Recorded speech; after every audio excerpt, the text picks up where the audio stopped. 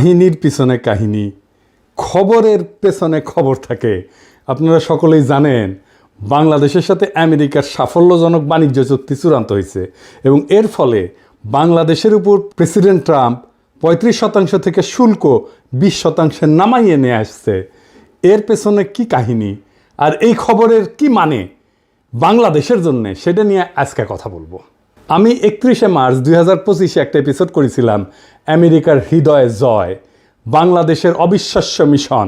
আজকের এই এপিসোড দেখার পরে যদি আরও টাইম থাকে তাহলে দেখবেন ওই আগের এপিসোড। এই বাণিজ্য চুক্তি ঠিক একই কৌশলে হয়েছে। যাই হোক, আসেন সেই পেছনের আলাপ আমরা আল্লাহর নামে শুরু করি। এখন প্রথমে আমেরিকার সাথে বাংলাদেশের কী সব বিষয় নিয়ে কথা হয়েছে সেটা দেখা যাক। প্রেসিডেন্ট ট্রাম্প এপ্রিলের 2 তারিখে যে সমস্ত দেশের সাথে আমেরিকার বাণিজ্য বৈষম্য আছে তাদের উপর তিনি ব্যাপক হারে শুল্ক বৃদ্ধির ঘোষণা দেন। এরপর পরই আমাদের প্রধান উপদেষ্টা প্রফেসর ইউনূস ট্রাম্পকে একটা পত্র লেখেন, এই নতুন শুল্কের প্রয়োগ 90 দিনের জন্য স্থগিত করার অনুরোধ করেন। এই যে এই চিঠিতে ট্রাম্প এই অনুরোধ গ্রহণ কইরা বাংলাদেশ সহ সকল দেশকে 90 দিন সময় দিয়ে বলেন যে এর মধ্যে তাদেরকে আমেরিকার সাথে চুক্তিবদ্ধ হইতে হবে এই মর্মে যে তারা বাণিজ্য বৈষম্য দূর করার বিভিন্ন কার্যকর পদক্ষেপ নেবে। বাণিজ্য বৈষম্য বলতে কি বোঝায় তা আপনারা জানেন। তাও বলি, আমরা আমেরিকায় যে পরিমাণে টাকার পণ্য রপ্তানি করি, আমেরিকা আশা করে আমরাও সেই পরিমাণে পণ্য আমাদের দেশে আমদানি করব। আমেরিকাও আমাদের দেশে রপ্তানি করতে চায় সেই পরিমাণে পণ্য। খুব স্বাভাবিক চাওয়া, তাই না? ন্যায্য চাওয়া। সেটা না হইলেই বাণিজ্য বৈষম্য হয়। ইন্ডিয়াও ওই একই কাজ করে আমাদের সাথে, মানে আমাদের দেশে বেচে 100 টাকা আর আমাদের দেশ থেকে কেনে 4 আনার জিনিস।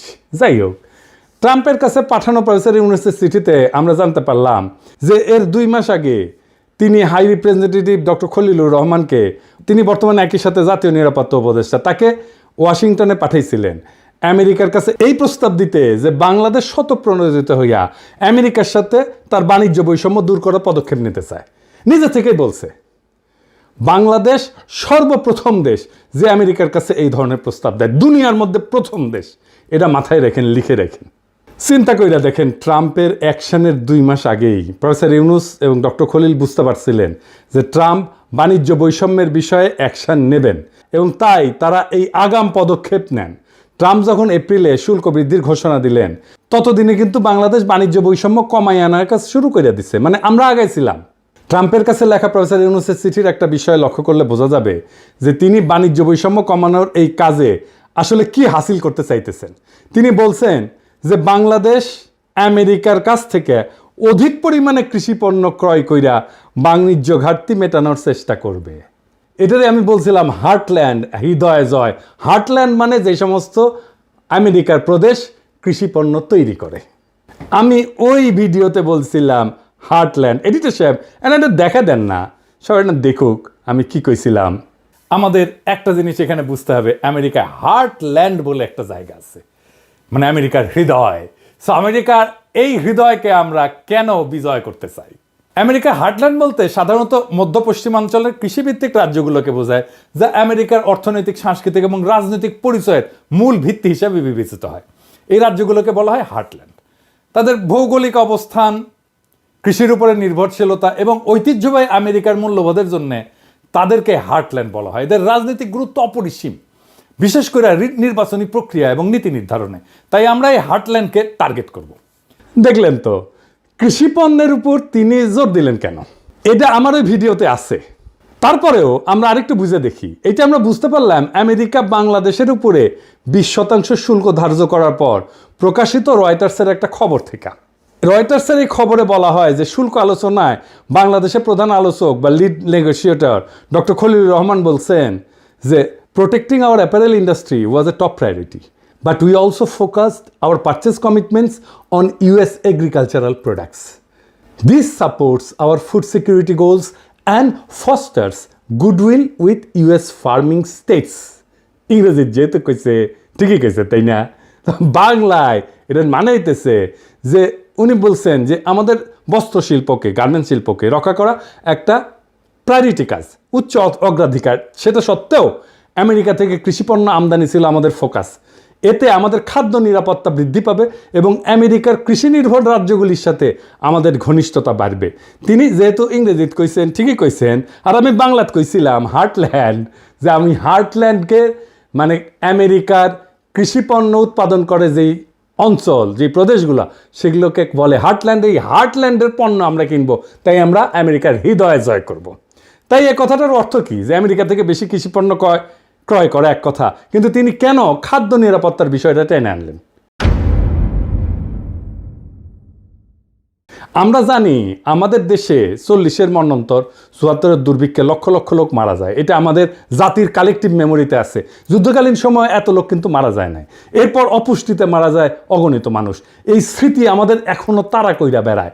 ফলে খাদ্য নিরাপত্তা আমাদের চিন্তার ডিএনএর ভিতরে ঢুকে গেছে এবং হইয়া দাঁড়াইছে আমাদের জাতীয় নিরাপত্তার 1 নম্বরের অগ্রাধিকার।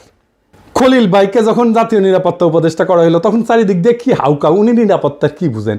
এবারটা বুঝ, নিরাপত্তা কারে বলে? খাদ্য নিরাপত্তা আমাদের জাতীয় নিরাপত্তার 1 নম্বর অগ্রাধিকার। খাদ্য কি মিলিটারি এলিমেন্ট নাকি রে বকসোদ? আমেরিকা থেকে আমরা মোটা দাগে গম, সোয়াবিন আমদানি করি, সেই সাথে কিছু পরিমাণে ভুট্টাও কিনি। খাদ্যবস্তু ছাড়া আমরা তুলাও আনি সেই দেশ থেকে। আমাদের গম আমদানির প্রধান উৎস হচ্ছে ইন্ডিয়া, তার সাথে আছে রাশিয়া আর ইউক্রেন। রাশিয়ার উপর আমেরিকার স্যাংশন আছে, সে কারণে ওখান থেকে গম আমদানি আর সম্ভব না। ইউক্রেনের তো যুদ্ধগ্রস্ত, সেখান থেকেও আমদানি সম্ভব না, আর আমদানি পরিমাণ অনিশ্চিত। বাকি থাকে ইন্ডিয়া। ইন্ডিয়া থেকে আমাদের খাদ্যদ্রব্য আমরা বিনা পয়সায় তো কিনি না, তাই না? তাও এর সম্পূর্ণ মূল্য আমরা পরিশোধ করি। তবু আমরা দেখতে পাই ভারত প্রায় বিনা নোটিশে খাদ্যবস্তু এবং অন্যান্য পণ্যের উপরে রপ্তানি বাধা আরোপ করে, রপ্তানি বন্ধ করে দেয়। এমনকি চাল রপ্তানি বন্ধ করে দিছিল। শুধু তাই না, আবার কইয়া বেড়ায় হাঙ্গারে নাকি ওরা খাওয়ায়, খিলায়। ওরা না খেলালে নাকি আমরা চলতেই পারবো না, আমরা না খেয়ে মরবো। আমরা টাকা দিয়ে শুধু ভারতীয় পণ্য কিনলেই চলবে না, আমাদের কৃতজ্ঞ থাকতে হবে যে ইন্ডিয়া আমাদের বেচিচ্ছে। চিন্তা করেন, মানে ইন্ডিয়া আমাদের মারবে, আবার টাকাও নিবে। হ্যাঁ, বুঝেছাও? এটা হইতেছে ইন্ডিয়া। তো ওদের কাছ থেকে কেন কিনবো আমরা? ওদের ভোমা ভোমা ইন্ডিয়ান পেঁয়াজ ছাড়া চলিচ্ছে না আমাদের। একসময় বলতো না ইন্ডিয়ান পেঁয়াজ ছাড়া আমাদের চলবে না, চলে, এখন চলিচ্ছে আমাদের পেঁয়াজ ছাড়া। ওদের ধরে চটাস চটাস করে থাপ্পড় মারবেন যারা এটা কথা বলতো এক সময়। ইন্ডিয়ান ফ্যাক্টরি যেগুলো বাংলাদেশে বানাইছে না, বন্ধ করো কয়ে দিলাম আগে, নয়তো ধানমন্ডি 32 নাম্বার কইরা দিব, পরে আবার কয়েও না, সাবধান করি নাই। তার মানে ধরেন আমাদের যখন বিশেষ প্রয়োজন, তখন এমন অবস্থা হইতে পারে যে ভারত আমাদের খাদ্য রপ্তানি বন্ধ করে দিচ্ছে।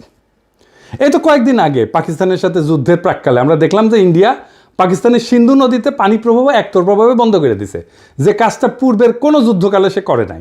অর্থাৎ পানিকে ভারত অস্ত্র হিসেবে ব্যবহার করেছে।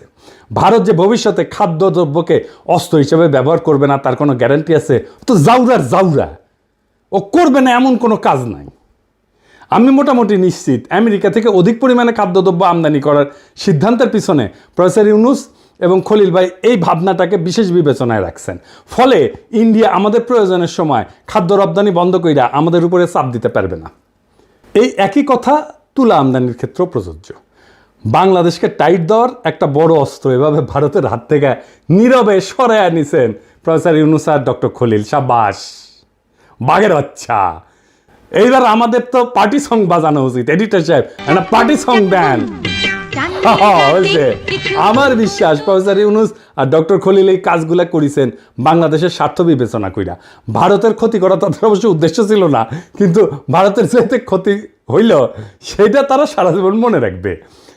একে তো খাদ্যদ্রব্য রপ্তানি হঠাৎ করে বন্ধ করে আমাদের মতো বাংলাদেশকে বিপদে ফেলায় ভারত তার হীন স্বার্থ কখনো হাসিল করতে পারবে না। সেই সাথে ভারত আরও একটা বড় ক্ষতি হইল, বাংলাদেশে তার যে খাদ্যদ্রব্য এবং তুলার মার্কেট সেটা এখন অনেক ছোট হয়ে যাবে। ভারতের সাথে আমাদের যে বিশাল বাণিজ্য ঘাটতি ছিল সেটা অনেকটাই কমে যাবে। অর্থাৎ বাণিজ্য ঘাটতি কমাইতে ট্রাম্প যেটা দুনিয়ার সঙ্গে প্রকাশ্যে করতেছেন, প্রফেসর ইউনুস আর খলিল ভাই ভারতের সঙ্গে তলে তলে সেই কামটাই সারলেন, কিন্তু কেউই সেটা আগে ভাগে আন্দাজ করতে পারলেন না। এটারে কয় চাপা মায়ের হয়, এটাতে কিন্তু সাউন্ড হয় না। একই সাথে আর একটা ঘটনা ঘটলো, কি সেটা? আমেরিকার কৃষিপণ্যের লবি হইতেছে সেই দেশের সবচেয়ে শক্তিশালী লবি, মানে এই সমস্ত প্রদেশ কৃষিপণ্য তৈরি করে সেই প্রদেশগুলোর যারা এমপি মিনিস্টার আর কি, বুঝছাও, আমরা 18 কোটি বাংলাদেশি সহজেই আমেরিকার কৃষি পণ্যের একটা বৃহৎ বাজারে পরিণত হতে পারি।